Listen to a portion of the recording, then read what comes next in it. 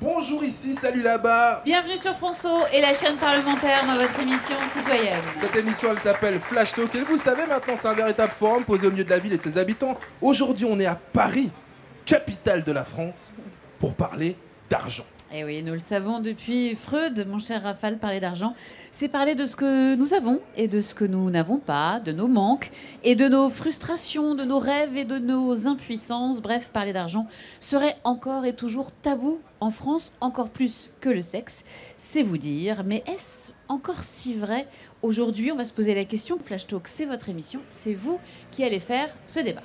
Dépensier ou économe, quel rapport entretenons-nous avec l'argent? On poursuit ce débat, mais d'abord on le pose avec quelques chiffres pour se fixer les idées avec le Data Flash de Juliette Jean. Le pognon, la thune, le flouze, le bifton, le fric ou encore l'oseille, les mots ne manquent pas quand on veut parler d'argent. Mais à partir de combien d'euros par mois est-ce qu'on est riche? Selon une enquête, un Français estime être riche lorsque ses revenus s'élèvent à plus de 5 000 euros par mois et lorsqu'il possède plus de 500 000 euros de patrimoine. Si l'on se base sur ces chiffres, combien de personnes sont riches en France? 10% des ménages ont un revenu supérieur à 5 000 euros par mois.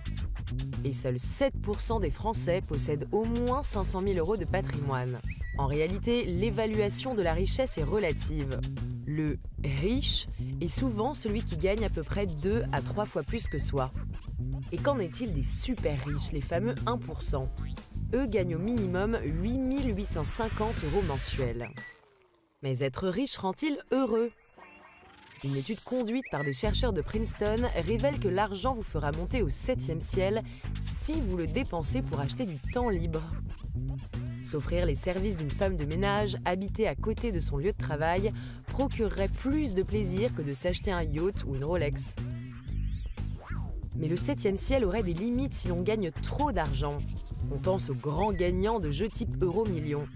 Le record français s'établit d'ailleurs à 169 837 010 euros, de quoi acheter beaucoup de temps libre. Selon vous, l'argent fait-il le bonheur ?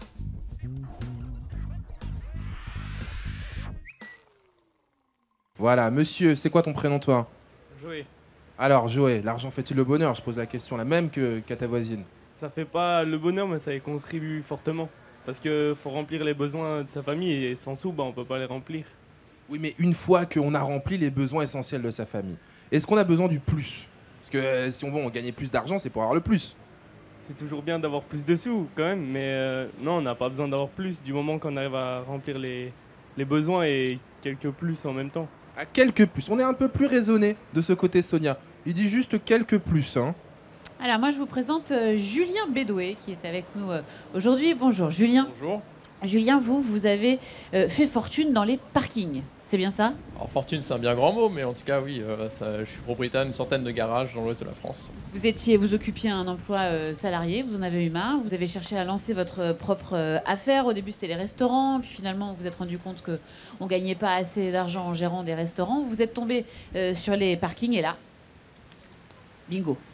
Oui, effectivement, ouais, je gagnais bien ma vie, j'étais cadre chez Leroy Merlin et j'avais pas le temps de le dépenser puisque je travaillais 60-70 heures par semaine. Donc du coup, j'ai voulu me mettre à mon compte. Et par hasard, je suis tombé sur les parkings, j'en ai acheté d'abord 4 et puis ensuite 50, 23 et puis c'est comme ça qu'on arrive à la centaine. Vous gagnez combien aujourd'hui par mois, Julien? Alors, je gagne entre 10 et 12 000 euros par mois, mais voilà, c'est avant impôt, avant remboursement des emprunts. Donc grosso modo, j'en donne à peu près 2 tiers en impôts et aux fournisseurs.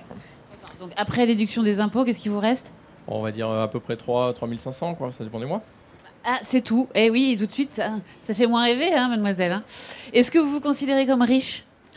Alors, je me considère comme riche, oui, parce qu'aujourd'hui, je ne calcule pas mes dépenses, je n'ai pas de budget et je peux bah, voilà, faire ce que je veux de ma vie, profiter du temps. Si je veux m'arrêter de travailler 3 mois par an, bah, je peux. Donc pour moi, c'est une qualité de vie, on va dire, qui fait que oui, je me sens riche, même si je suis pas fortuné.